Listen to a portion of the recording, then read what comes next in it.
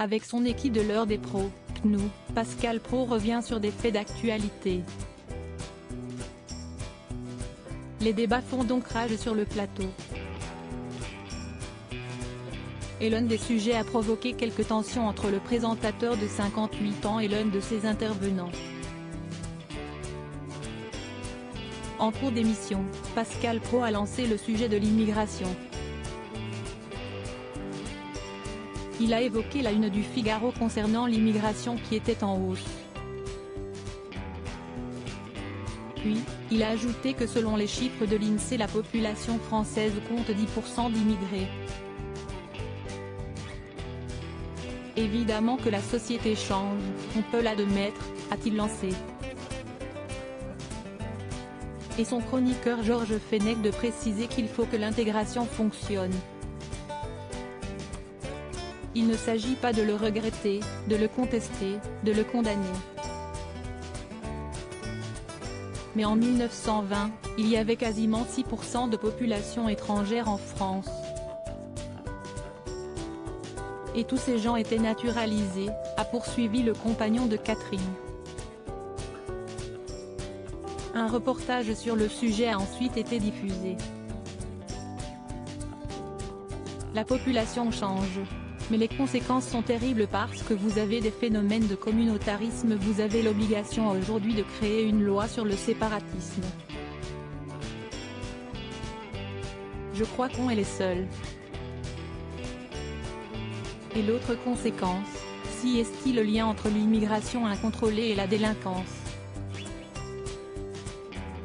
Darmanin a reconnu ce fait. Donc les conséquences sont terribles. On est tombé dans une société qui risque de se fracturer de plus en plus. La seule solution, si est de recontrôler les frontières, a lancé Georges Fenech par la suite. Pascal Praud lui a demandé de ne pas généraliser, car il y avait de nombreux cas où l'intégration était réussie. Le compagnon de Marie, ex-candidate de télé-réalité, a donc reconnu que la majorité se tient bien, mais qu'il y a une forte minorité qui refuse l'intégration. Je ne reprends pas cette formule à mon compte, ils se sont auto-exclus, a ajouté le consultant. De quoi énerver Pascal Praud. Je ne reprends pas cette formule à mon compte, a-t-il répliqué. Mais Georges Fenech a persisté et signé, j'affirme que dans certains quartiers. Je ne généralise pas. Ne me faites pas dire ce que je n'ai pas dit. Je dis qu'il y a des gens qui vivent hors la loi, qui considèrent la police comme des bandes rivales, qui protègent une criminalité souterraine et qui considèrent que leur religion est plus importante que la loi.